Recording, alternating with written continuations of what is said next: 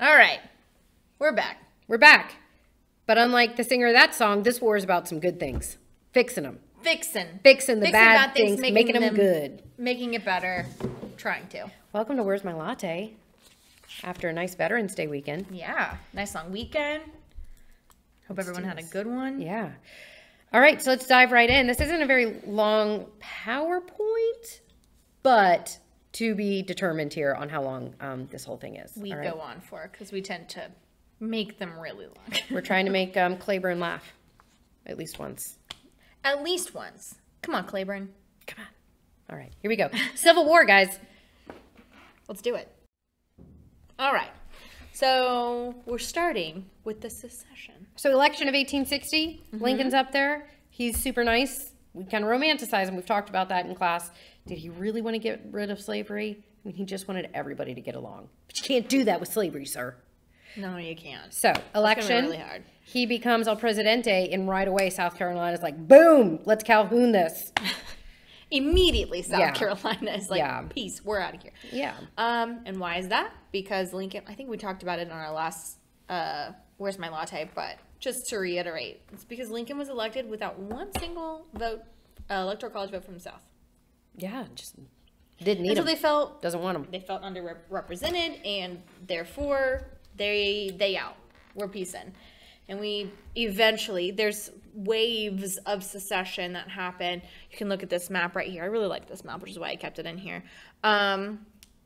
Before war broke out, South Carolina, Georgia, typical South Carolina and Georgia, they're going to be, South Carolina, just troublesome. They're going to be out and doing their own thing. And then after the war broke out, North Carolina, Virginia, Tennessee, Arkansas, and Florida. They're going to join. Yeah, look at that. It's like dominoes fell down there in the red. Those border states and West Virginia, which technically wasn't a state until after the war, they are, remember them. Know them. They're going to come back. We'll talk about them later. Perfect. So failure of compromise, I mean, yeah. It fails. Again. One big thing was the Crittenden. The Crittenden. I don't know which one it is. I think it's Crittenden. Crittenden. This was, we tried. We had like one last ditch effort to put everybody back together and try to keep this union alive before the war actually started, but we were too far gone. Yeah, Later, skater. Yeah, so the Crittenden compromise is that we wanted to have we were like, listen, guys, don't leave. We'll give you everything you want. How about that? Just don't leave. Yeah, literally, it was going to allow for permanent slavery in states, and it was going to continue to include the Fugitive Slave Act. So we just gave in. Yeah. And the South was like, nah. No, now I'm we're good. Really fighting. Yeah, now we're fighting about something else. Now we're really mad. Now we have a big constitutional question, which is whether or not secession even exists. And Lincoln is like, no, it doesn't. You know why? Decides not to, Because the United States started well before our Constitution. Right. Way back. Right. We were just, all the Constitution was for a more perfect union, which tells us that the Union existed. What's some evidence of that, Ms. Knowles? Articles of Confederation. Oh, duh. I was like, it's the second thing that we had. Yeah, Articles of Confederation. Declaration of Independence. We had that. So that's social Sons and Daughters of Liberty. We had. Yeah, we're gonna say yeah. Okay. I mean, it's not documents, but no. That we believe ourselves to be part of a union. Yeah. So are the It's kind of. It's just northern, but I get it. Yeah. Guys, go with me on this. I'm right. Okay. All right then. I mean, I see what you're saying. Yeah, I think it's a really interesting idea, and it's one that Lincoln's going to stick to. He's like, listen, secession is treasonous, and that's not what's happening here. We just got some people are throwing a temper tantrum. What are they throwing a temper tantrum over? Because I would like to make sure that we know that this is not just about slavery. All right? It's representation. We need to be informed American citizens. Yeah, representation. Lack of transportation. Right, we're still upset about the fact that we got nothing down here. Nothing. John C. Calhoun tried as hard as he may. So there's economic disparity. There's transportation disparity. The South is falling behind. Yes. And it's not that they're unwilling to, like, absorb the systems that we have in the North. It's just that, like, they can't afford to, well, they probably could if they like got rid of slavery. Like they couldn't, they said that they couldn't afford to like bring that into the South on their own and the federal government should be paying for it. But federal government was like, nah, we're good up here, man. You would think that the South would be like, no, that's good. Right. Stick to the Constitution, but they want loopholes. They want what the South wants, and it doesn't matter what they previously said was right. True. That's, I feel like, how I teach my class. All right. This so is what's going to happen. So all of that, and slavery is just like the most emotional issue at the time. I mean, it's hard to get really upset about like turnpikes, but right. I will. I would get deeply heartbroken over my lack of turnpikes. Yeah. So slavery is just the thing that kind of is an easy association for us. So war starts. How does it start? Fort Sumter, South Carolina. It's a federal fort. It's not yet done. Mm-hmm. It's under construction. We're still building it. We're still supplying it. We're working on it. We got some Union forces hanging out on it, little island off the coast. And South Carolina is like, oh, well, look at what we have here. And the South is like, we're going to get you, Fort Sumter. We're going to take it all. Gotcha. Okay. You're in South Carolina now. Yeah, you're in South Carolina. You're in the Confederate States of America. This is not federal anything. This is the South. Right. So the South post up. They're just sitting there waiting for, what are the words? They're waiting for, I don't know what I'm talking about. I don't know what you're talking about. I got very distracted. I'm sorry. Now I'm back.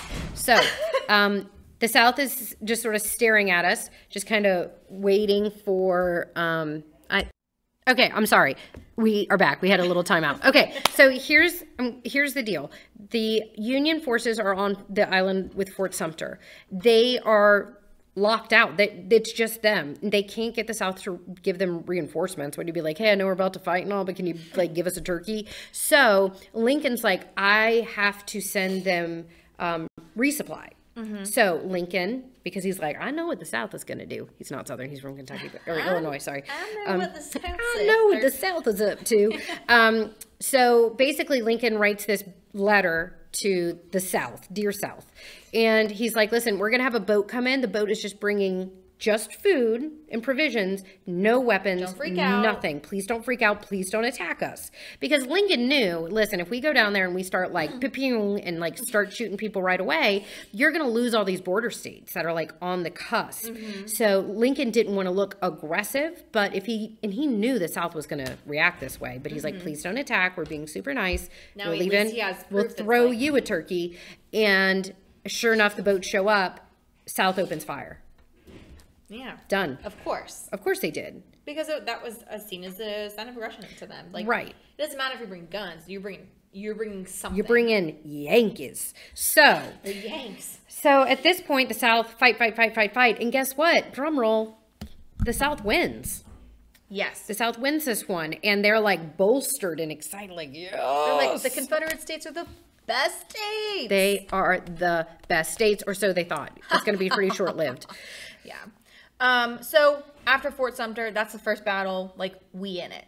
They're in it. We're good. Let's go. Now, that's when all those other orange states jump out. All right. This is all right. Now, opposing sides. Union advantages. Union had a lot more advantages than the South had. But the South has some strong ones. But let's talk about the Union first. So the Union has an excellent political mind in Lincoln.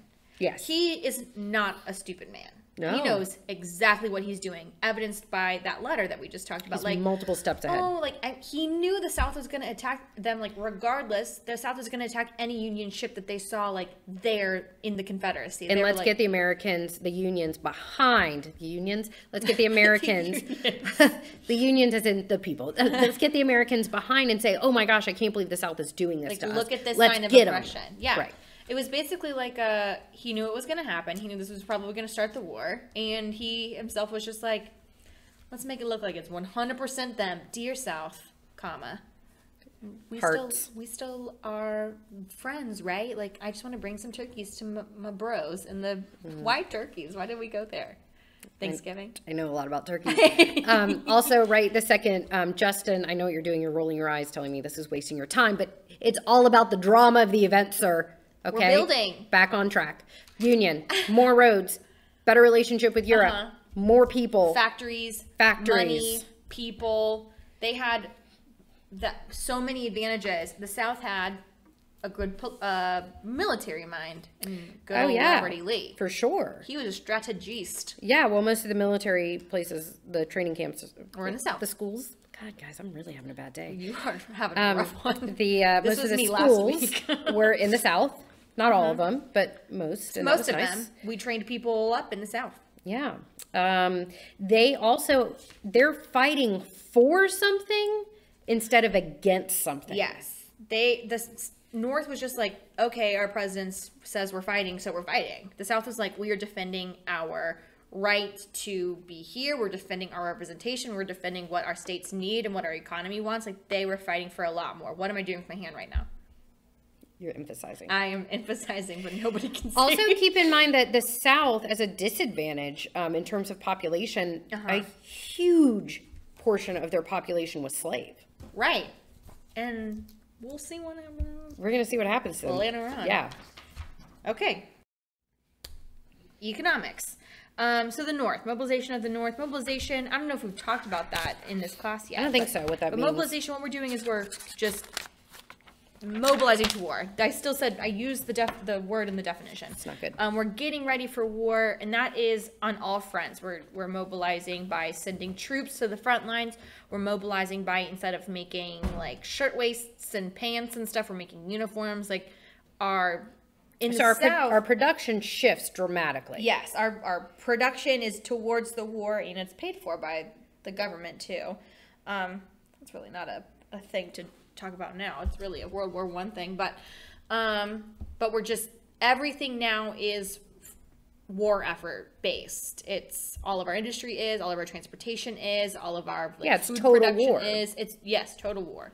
That's the term I was looking for in my head. So a few things that we do. When we say Republican economic policies, the National Bank Act is just a new bank system. It's not a bus, but it's a new bank system where banks can kind of join. They invest in the government. Basically, that money can be re-put back into the war effort. But it's really the financing of the war that's going to be so much better in the North than in the South, although the South attempts to do the same thing. So basically, number one, the United States government has oodles of land still to sell off out west. So that's one thing they start doing. It's the Homestead Act of 1862 is not selling the land, but really giving it away.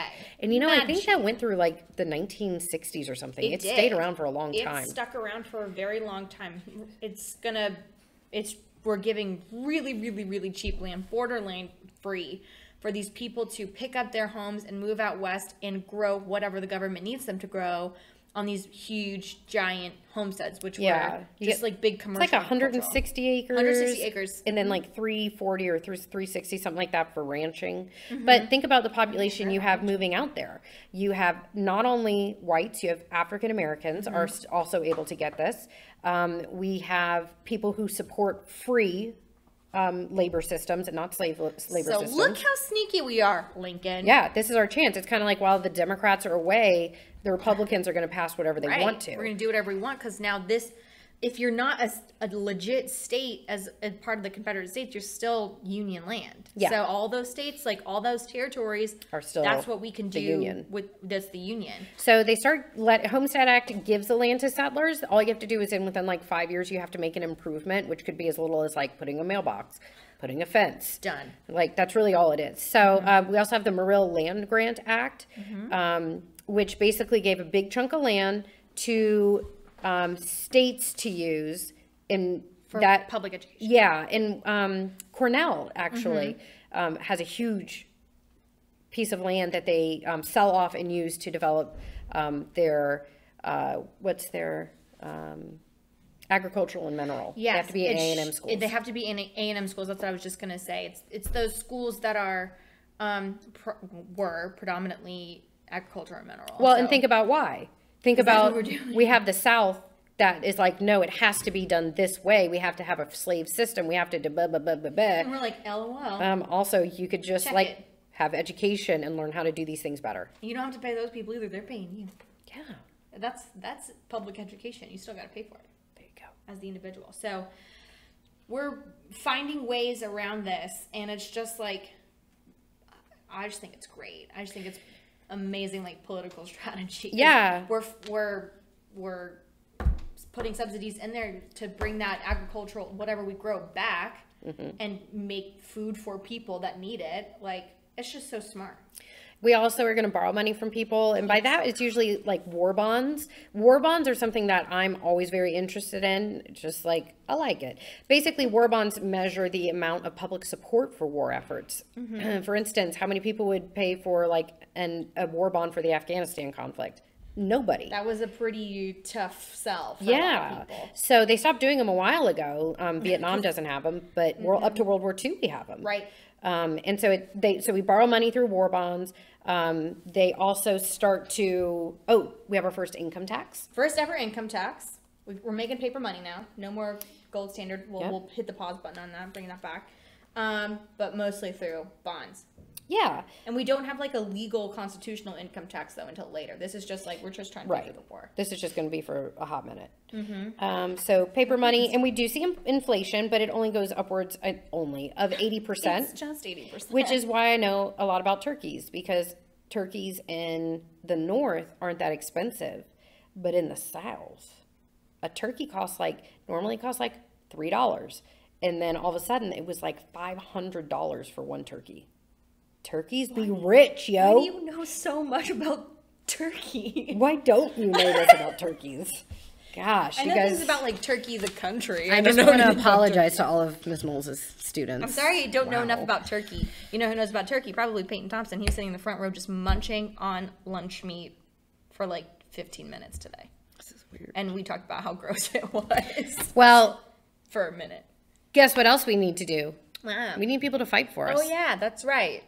Draft. We got lots of people though, but We've turns got out volunteers. People aren't super into the war. I mean, they are, but they're like, I don't want to fight. In the north, like we just talked about, the south was like, let's do it. We're fighting for our country, quote unquote, and our land. Like, let's do it. And people in the north are like, I mean, yeah, sure. Yeah, we get a brief sort of everybody signing up, and it's good, but then it starts to kind of die out. Certainly, we're asking, and by asking, I use that term lightly, new immigrants to go and fight for us. We would like meet them at Ellis Island and be like, you want to be a citizen? This is what Americans wear. It's called a uniform. Get out there. Here's this gun. Yeah. Enjoy the front lines. But we will have to do a conscription act. Got to do it. Although, side note, you can also pay someone to take your spot. This is one of the reasons we call it a rich man's war. I'm sorry. A poor man's war. My apologies. Because all the rich guys are paying for, to get out of it. And it wasn't that expensive to get out of it. It wasn't. Like, here you go, man. But it was like $300. Yeah, which I guess which was a healthy amount back then. But this again lets the people with their pinky fingers sticking out, sipping on their champagne, not their hard cider. Thank you, Van Buren. It allows those people to stay home, which means all of these poor individuals are going and dying on the front lines. Yeah. So eventually, because of the lack of volunteerism, we're gonna have to do a conscription, which is to say it, drafty draft riots, because people do not meet this nicely. So the big draft riot is in New York. Yes, I'm always like, you guys seen Gangs in New York? Yeah. And then I realized that's a very a very old movie. Well, it's also old. It's okay. It is not that old. Daniel Day-Lewis is in it. Yeah, no, I agree. I mean, it's a great movie. But so the draft riots in New York, it's nasty, guys. And when we think at first, why is it happening in New York? It's happening in New York because a bunch of poor folk, largely Irish immigrants, are like, we don't want to go fight this stupid war that we don't care about. And because we just got here, we don't know your life, America. Right. All they knew is that they were told it was over slavery. And so the first black person they see, they're like, so this is because of you. And so the conflict is really between largely Irish immigrants and free African Americans. And it's bad. I mean, there's lynchings in the streets. It's very violent, bloody. Lynching. We do see this internal tension, not just in the South. We say the South is where everything happens a lot, but it's happening in the North. It's everywhere. Wartime politics, wartime repression. Lincoln stopped everything. Yeah, Lincoln. He was really taking some measures here. Oh, if the Democrats were still there, he would have been impeached. No question. Right, absolutely. And Congress wasn't too happy with him either because he didn't ask for a formal declaration of war because he felt like doing that would legitimize the Confederate States of America. Right. And And treat them again, like a real country. not seceding. Also, not a thing. yes, you can't do that. But he did things like Suspended habeas corpus. right, of habeas corpus. So he could just throw you in jail and keep you there. Yep, no questions asked. You did something wrong, now you're going to jail. Martial law, right? Am I doing the right thing? Yep, Yes. martial law. That's ex parte Merriman, ex parte Milligan. Now, Merriman and Milligan are just the Supreme Court. Those are two Confederate leaders, basically, that have been captured and placed in jail. But because of the suspension of the writ of habeas corpus, Lincoln's like, I ain't letting you go. Right. Nope, you sit right there. And the Supreme Court said you have to let them go. And he pulled an Andrew Jackson and he's like, show me. Ain't doing it. Come down here and do it yourself. Come at me, bro. And nobody did. That was Merriman. Yeah. And then ex parte Milligan, I don't think you need to know this for military history. courts. That's military courts. Yeah, my bad. Sorry, guys. Sorry for Collazo kids. It's totally fine. It happens. And then anything else for repression? He just was like, you can't do that, wartime. You can't do that, wartime. I'm in charge. Yeah. That's what We don't really have any of those precedents that's like, Yeah. you actually can't. And then, so he was just taking a lot of liberties for himself. And then election of 1864, Lincoln re-election wins. of Lincoln. Are we shocked? Because it's just the Union now. Yeah, you have a handful of people left over, a handful of Democrats, but they ain't doing anything. Got those border states who clearly didn't do anything for the South before. Right. So, anyway. Emancipation. I love talking about the Emancipation Proclamation. All right. So here we go. The first thing that happens So let's is do it. let's do it, Knowles. So the first thing that we need to know is that Lincoln, because super smarty pants up there, is like, how do we figure all this out? What is the loophole that I can do all the things? So we really weren't doing well, the Union, for a kind of a long time. The South was really They were doing good good. for how little they had and for how much we had. It was kind of strange how they were doing so well. And then this happens. And we got to figure it out. There's Lincoln with that political mind again. Well, I also think that, like, while we do have a lot of people that are going into the South to fight, it's important to realize that, like, 99.9% of the conflict, 98% of the conflict is being fought in the South. This is a Southern war. And so in a lot of respects, Americans in the North aren't seeing, they're hearing, they certainly have people in their lives who have left to go fight, but they're not seeing the physical violence happening at the time. So I think that there was something I was talking about and I forgot. Guys, it's so late. It's 4 o'clock. I have no idea where you're I'm going. so tired. I was reading There's a whole thing about that. Anyways, so how do we win this war? Right. We got to figure something out. And so first, 1861 Confiscation Acts. Conversation that Acts. was it. Like, the South keeps doing so good and the North isn't doing that good, but the North also doesn't have, like, there's not this, like, vim and vigor, like, I just saw them kill 10,000 people. No skin in the game. Okay, there we go. I wasn't crazy. Here we go. Confiscation Acts. Now we're on this Confiscation Acts. I almost said Conversation Acts again. So Confiscation Acts, what we were doing was confiscating property. Right. Which is to say, because at Dred Scott decision, and so slaves are contraband at the time. It was contraband, yeah. We spent a long time looking up trying to figure out that that word was. And I didn't even say it. So at this point, the South, if your state is in open rebellion against the United States, which is to say the entire Confederate States of America, then that means that anyone within those states is in open rebellion against the United States, and therefore your property can be confiscated. And that is how Lincoln's going to start to take slaves. Right. So that's like the beginning of the freeing, quote unquote, of the slaves. He's still referring to them as slaves. They are still property, which is why we can call them contraband and things like that. So we're just moving them up. Right. We're taking away their numbers because a lot of slaves were fighting for their masters. Yeah, and imagine that sort of conversation, like, hey, man, listen, I need you to go fight for me to keep you enslaved. I know we're not on the best of terms. Right. You and like, I. really? That's okay. That's not good. So Emancipation Proclamation, something that you should know about it. We're going to talk, well, we should tell now, like the reason that Emancipation Proclamation occurs is because of the Battle of Antietam. The Battle of Antietam is a very northern fought battle. I think the most northern. No, it can't be. No. That's Gettysburg. Yeah, No, that's the Battle of Shrewd Farms. True.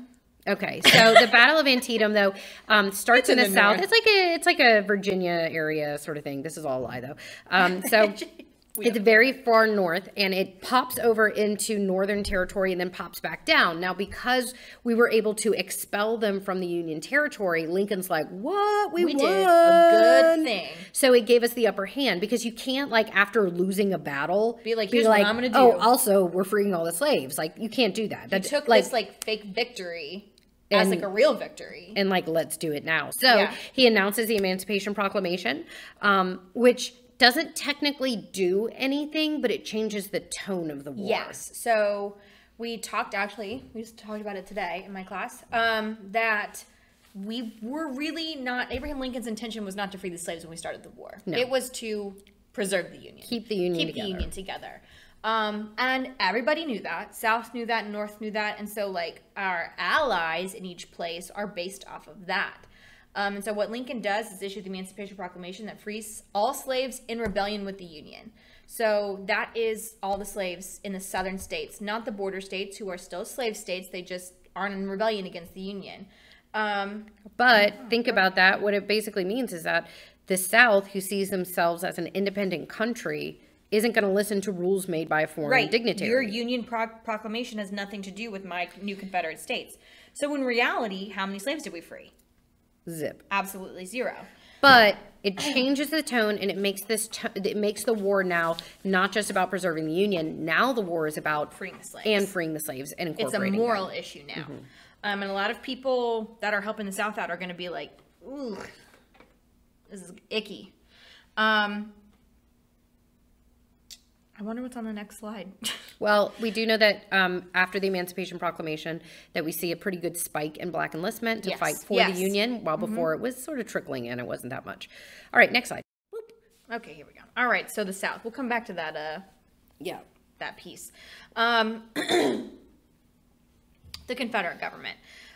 So we start a new country. Yeah, and the system is definitely different. It's a Confederate system. We've been there before. It doesn't work out. Right. Same here. Same. The president is president for like 6 years or something. It's like a longer period of time. Yeah, it's weird. But you can only do it once. Right. It's weird because we give like so much power to the states, but we still have a president, and they still like. I don't know, there's still centralization, but there's also very much a confederacy. Well, and exactly what happened under the Articles of Confederation happens here. Like, wait a second. Who has power? Under the Articles, the federal government could, like, ask for taxes, but then the South didn't have to, or no one had to pay it? Same thing here. Davis is like, listen, you all need to sign up for the war. And they're all like, not now. Hey, you guys need to help collect taxes for the war. Maybe later. Like, people just stop. People are also like, listen, you may have declared war against the United States, but our state didn't. Right. So see ya. So it's a kerfuffle. That's a Civil War term. Okay. So Southern Division over that. Exactly how does it work in terms of who's declaring what? Yes. It doesn't is the answer. Do we have to fight, like, what's going on here? Which is the exact situation that happened in the Articles of Federation. We were all just like, what's happening? The same. Like, we don't know who's in charge. Also, same thing happening with their money. They don't have any. They don't have a relationship with Europe. Europe cuts off. Europe would rather be friends with America or with the Union because the Union has king wheat, which they're much more in need of. They want to be friendly with the Union versus the South, and we just see their economy in the South tank. They're cut off from our manufacturing. They're cut off from their own markets. They're cut off from everything. So good luck with that, South. Good luck funding. So what they wind up doing, and it kind of looks like it's down under economic woes of the war, is they just like start like printing off money. Like you get $1, you get $1. They pulled an Oprah. And what it leads to is just ridiculous inflation. It's crazy. 400%. They are really digging themselves. I'm sorry, 9,000%. What? Increase. Yeah, their interest is insane. $420 turkey. Write it down. Okay. The turkeys. The turkeys are so expensive. All right. So raising the Confederate Army. Nobody wants to fight, but they do, but they don't. So who do you get to fight? The slaves. You force them to do it. Force them to do that. And it turns out they don't want to fight. The slaves are like, okay, like, I'm not going to do that. That's not going to happen. Sorry, man. Yeah. Sorry. That's not going to happen. Oh, I've been confiscated. Sorry. But we also tell everyone to go fight in the South. Like, everybody needs to go fight. This is going to be so great. We're going to win this war. And they leave all the ladies at home. The ladies now are like, well, great. I am going to run the house. I'm going to run the plantation. I'm going to organize the slaves. I'm doing it all because WOMEN, woman, that's woman. But that's fine. There's many of us. So at that point, this whole cult of honor goes down the toilet. And ladies are like, what? I'm really good at this. Yeah, you are. Yeah, girl. Do it. Do you think, girl? You do you. All right. So women in the South all of a sudden are like, yeah, I can run this company better than you. And they can. Company. It's a farm. Doesn't matter. It's still making money. It's the only role that men that were of an upper echelon had was just plantation owner. And when they're gone, that's the only role that's at the top, and women are doing it. So, what's up? What's up? We're in the snake. Winfield Scott. Winfield Scott, not Winifred. Winifred. General Scott. All right. Great snake. Yeah, so he was a guy on the front lines for Texas and Mexican-American War. All right. I know he's a little bit lesser known than people like Robert E. Lee and all of them. Whatever. But that's just because we're in the South currently, and so everybody feels like they're related to Robert E. Lee, which is not really something that we should boast about. He was a Confederate general. Keep that on the DL. Yeah. But still a great union leader. Very much. This was his plan. He was like, I got this plan. We're going to call it the Anaconda Plan, which I just realized was not on this. It's called the Anaconda Plan. It's not actually called Scott's Great Snake. And what we're going to do is suffocate the South. They don't have supplies themselves. They're getting them from other places. So if we cut off all their ports and they can't make bullets or guns or anything themselves, what are they going to do? We're going to suffocate them. We're going to strangle them. And then they're just going to grow weaker and weaker and weaker. So our plan was to blockade the ports. We kind of do that. Yeah, we do. And you can see that where the snake is, its tail is over there by D.C. And wraps all the way around, kind of cutting off, so we use military boats, Navy. Naval boats, the boats. But we do that to kind of cut off trade with anybody who might be bringing something in. And then it goes all the way up over, back and around to the Mississippi River. And the big event that happens on the Mississippi River is the Battle of Vicksburg. Very haunted, Vicksburg. Yeah, I watched the show. So basically what we do is we basically cut off the Mississippi River. So it's like, oh, got you, South. You can't even send stuff up and down the river anymore. So now you're done. Now you're done. Then they can't get anything. They were getting a lot of stuff from other places because they couldn't make them themselves. I think I literally just said this already. But we just cut them off, strangled them, made them super, super weak. And make them beg. And then you must surrender. Yeah. So that's 2 battles. Count it 2. Shroot Farms is 3. For those of you who think we don't talk about battles. Done. 3. And then this. I wanted to add this, but this is a depiction of Sherman's March to the Sea. The last, big event in the war-ish is going to be this March to the Sea. William T. Sherman, William Tecumseh Sherman is his middle name. You don't need to know that, though. He, also another good Union leader, he just went and just burned things down in the South. Where did he start? Atlanta? Went from Atlanta to Savannah. What we found out in Savannah, actually we probably knew this before I went to Savannah, but they saved Savannah.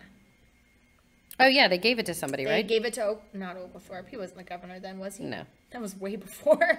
Yeah, they gave it to somebody. Oglethorpe. Or they gave it to Lincoln as a Christmas present. That's what They're they like, did. It was a "Got Christmas 'em. present. Here, Lincoln, Well, and I tell mean, them as southern cities go, Savannah's just pretty important. You don't want to burn beautiful. that down. It's a big port city. Yeah. But he just And so close to destruction. Jacksonville. Yeah. Lincoln liked Jacksonville a lot. Cowford? Or was it Jacksonville at that point? It was renamed Jacksonville. He was trying to get it renamed, I think, in my brain. But anyway, so we're just blow through, causing tons of destruction, burning down buildings, ripping up railroads, a lot of infrastructure. We didn't have much in the South, and what we did have was probably going from Atlanta to Savannah. Yeah. And so just ripping all that stuff up, tearing stuff down, and then weak. Yeah, well, just to end the war so that we have it as far as Robert E. Lee and Grant, who we'll see Grant again. Robert E. Lee was like, listen, I get it. We're not going to win. My soldiers have tattered clothes, no shoes, no food. So let's just call it a day. And there is no treaty that ends the war because it was never a war. No, technically. According to Lincoln. And the Confederate States of America never a country. yeah, so we basically, it's just a series of letters back and forth between Lee and Grant saying like, yeah, you got to give up now. And they shake hands at Appomattox Courthouse. And then as Lee and his men leave, the Union soldiers under Grant line the road and salute them because they aren't our enemy, they're our brothers. And so the rebuilding process begins. Oh, that's so sweet. I mean, it is, but they did allow for the institution of slavery for a couple hundred years. So Yeah, that's actually really terrible.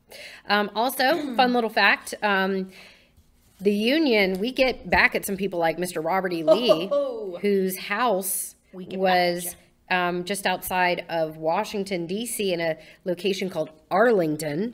And during the Civil War, the Union soldiers occupy Robert E. Lee's home, and his wife had a beautiful rose garden where they decided, the Union leaders decided we would start to bury masses of Union dead so that anytime she looked at her roses, she would remember that there's bodies in there. Well, it turned into a bigger and bigger and bigger cemetery, and today it's Arlington National Cemetery. Wow, I had no idea. That is actually Robert E. Lee's. That's actually Robert E. Lee's home, and that's why that started. Dang, that's deep. Good for you, Union. Man, I feel Union, that. you took it there. I like it. Yeah. So, all right. So, ladies and gentlemen, this is the end of Where's My Latte. It's been a lovely 37 minutes. Woo! That was quick. Yeah. All right. Wait. So let's take it out here, guys, because this is Here we are. the appropriate song. Yes. Got him. This is a good place to start. This is ready. Here we go. We are the champions, my friend. All right, North, you did it. Good job, North. We love you. We're going headfirst into South, construction. still now. love you too. We'll make it back together. We'll get back. All right. See you guys. Have a good one.